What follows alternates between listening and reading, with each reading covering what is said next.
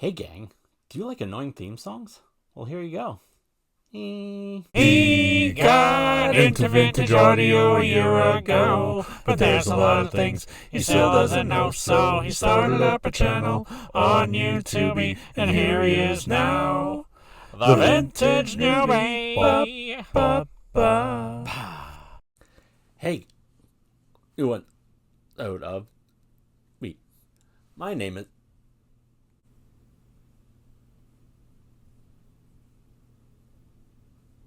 Just kidding. Welcome to another episode of The Vintage Newbie. My name is Vernon Smith, aka The Vintage Newbie. If you're newbie here, welcome aboard. And if you're not, welcome back. Last time we talked about this turntable, the Technics SL-D2. Well, today we're going to be talking about a little something right underneath it. It's a CD player. Well, technically a DVD player, but it's got a brushed aluminum face, so it matches all the silver 70s stereo equipment. And it also plays SA CDs, the super audio CDs. So if it has super in it, then it's gotta be pretty okay. So let's get a closer look at it for some of the functions and features of the Denon DVD-756, made by Denon. Here we are with a closer look at the front of the Denon DVD-756. I picked this up at a thrift store. It was priced at $20, but it was on the half price day, so I got it for $10. Yay! It did not come with a remote, but I saw one on eBay for like $7, so I think I'm gonna pick one up just in case I ever do decide to use this as an actual DVD player. When I use it for CD, then I kind of go analog and just press the buttons manually. And speaking of pressing the buttons, here's the power button. It lights up red when it's off and green when it's on.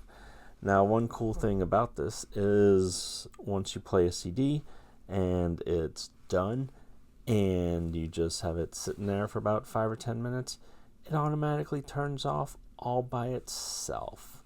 So that's cool if you end up, I don't know, taking a walk around the neighborhood or something, or you decide to make milk from scratch by milking a cow, or any other thing that could keep you away from the CD player for 5 to 10 minutes. This does have a brushed aluminum front, so it does blend in nicely with other 70s stereo equipment, silver faced. Now, I have another CD or DVD player / CD player, and that is the Sony DVP something or other 52OD or something like that. I don't know. And that one sounds really cool. I like it a lot. Some pros and cons between that one and this one. The Sony is a bit heavier. This one does feel pretty light. Like I think it's like 4 or 5 pounds. And this like little display thing, I kind of like the look of this one better. But some things that this one does have going for it, besides its automatic shut-off sleeper feature, is that this does play, like I said earlier, super audio CDs. So I don't have any, but I've heard that the quality of them is amazeballs. So if I ever do have one, or if you're looking to get one of these and you have some, then you know they'll be compatible. And another thing that this thing is compatible with that my other one is not compatible with is it plays CDRs. So if you got a stack of these, as you should, a spindle of them or a booklet of them from back in your Napster days, then you can play them on this. On my Sony, I can't do that. But on this Denon, I can.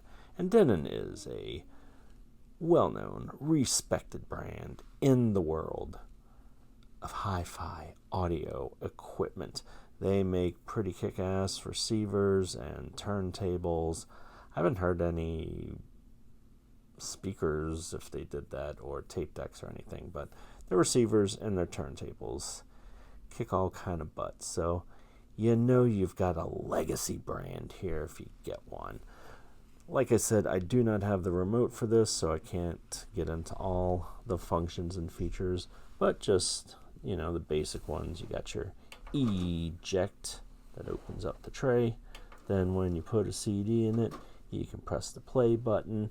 When you first put it in, it'll tell you how many tracks you have, but once you're playing, it only has the timer of, you know, the song. It doesn't have a display of what track number it is. Some people like that, some people don't. Doesn't bother me. You got your stop button, you got your rewind button, and you got your skip forward button.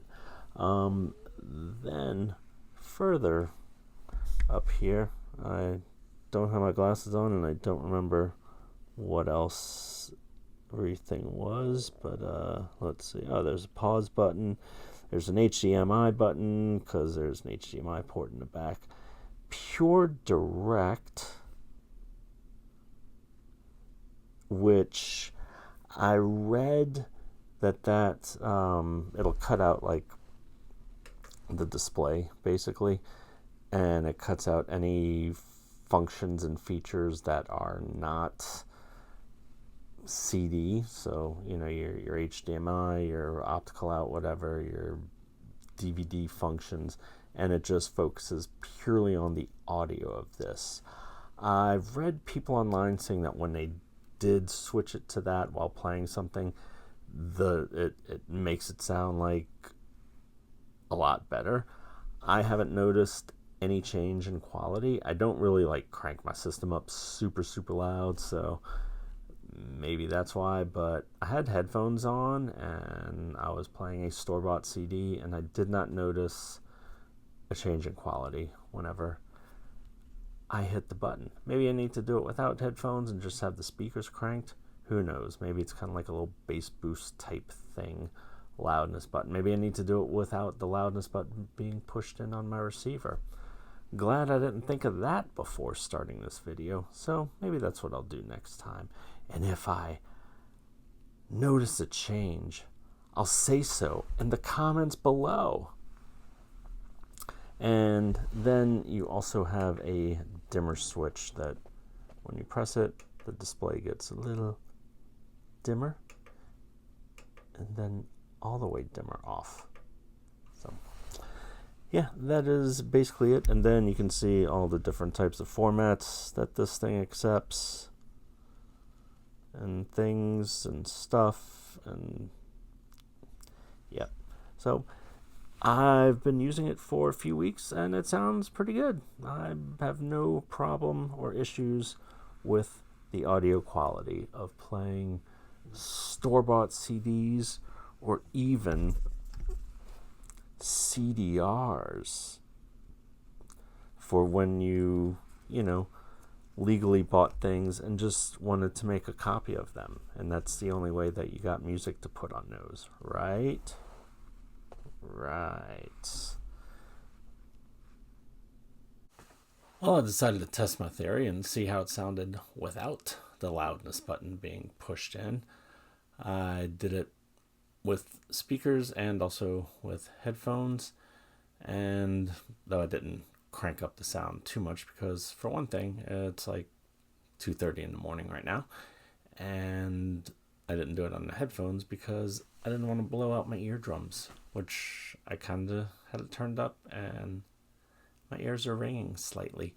I noticed a really slight gradual change whenever I pressed the pure button thing, whatever it was that cuts out all the other non-audio functions. So maybe if you're cranking your stereo all the way up to 11, then you'll notice the difference more. But I didn't really notice a difference. So maybe it's because my eardrums have been blown out from years of going to shows.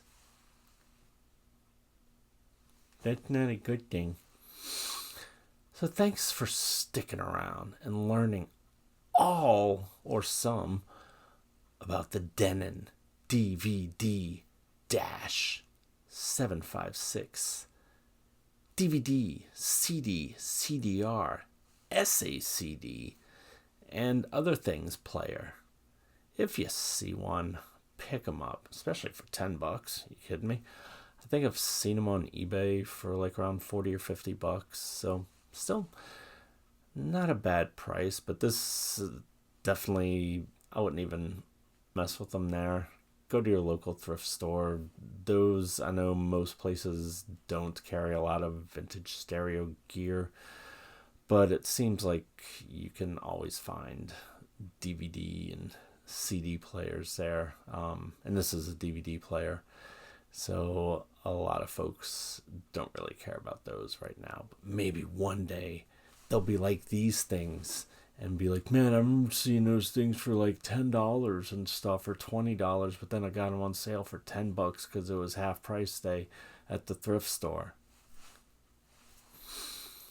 So if you see one, pick it up. You might be glad you did. Until next time, have a blessed day. And don't forget, one more week until Star Trek issue 500 comes out that I drew a story for. Yay. Toodles.